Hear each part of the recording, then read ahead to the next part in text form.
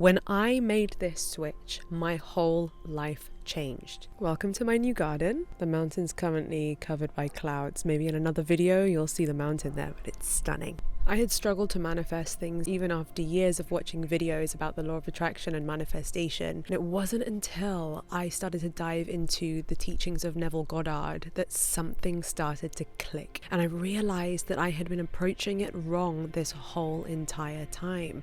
You see, before then, I had been focusing very much on the external. I'd been thinking about how can I get these things to come to me, and what technique can I use, and how many times can I visualize it. And it was all about things externally. And then when I started to listen to what Neville Goddard was saying, he was basically saying you can only manifest things that match up to your level of what you see as possible for you.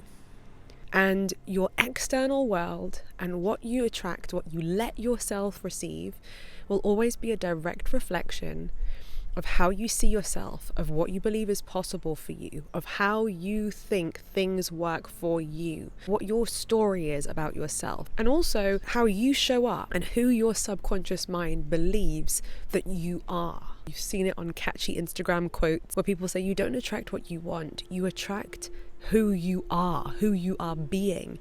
But there is so much truth in that. So instead of looking at what can you manifest, look at who can you become? How can you change the way you are seeing yourself?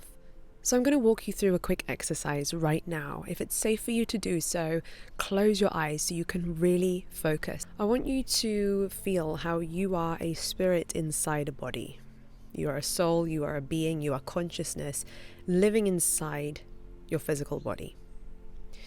And this physical body also represents this identity that you have built up. What you believe are your limits, what you believe is possible and not possible for you, all of that lives within this body.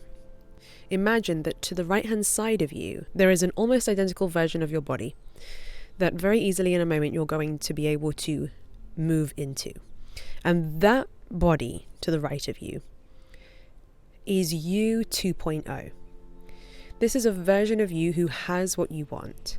This is a version of you where the things that are currently your burning desires and your wildest dreams are actually just normal to you. The things that you've been putting on a pedestal to that version of you are no big deal. The things that make you feel all outside of your comfort zone that you've been struggling with, that version of you does with ease. And now what you're going to do is I want you to imagine your being, your consciousness rising up out of this old body, this old identity, and moving across, shifting into that new version of you, you 2.0. And just imagine yourself now going down into the body of you 2.0. And I want you to try it on for size. Now here you are. You are a being observing the world through a pair of your eyes. You are existing in a physical body. But there are some fundamental things that are very different about your life experience from the inside out now that you have shifted into this second version of you. What are the fundamental things that are different? How does this version of you, who has what you want, where they are nailing those healthy habits that you've been maybe struggling with, where they just do the simple things they need to do to create their dream life, where they have the relationship that you want, the relationship with money that you may want, the relationship with life, with family, whatever it is. So what's different about how this new version of you thinks, feels, and acts?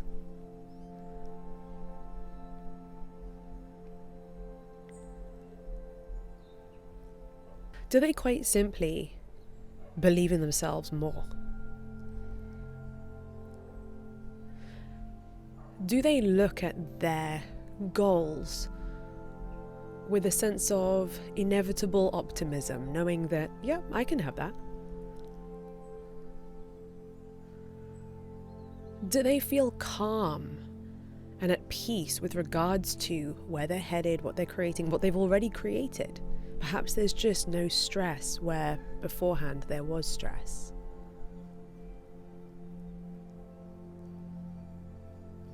And what kind of level of respect do they have for themselves?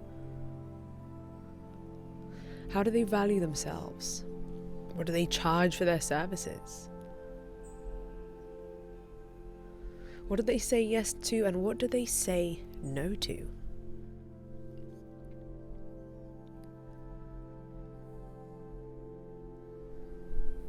How do they make the most of the 24 hours in their day? What does their daily routine look like?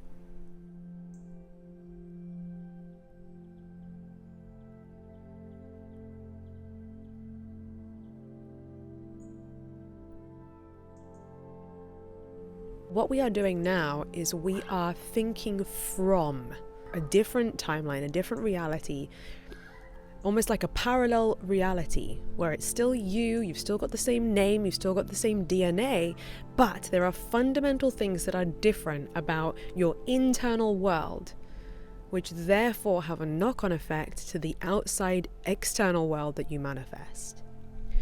Now, all that you need to do is remember how this feels and practice choosing to show up in your life as you 2.0 more and more and more of the time.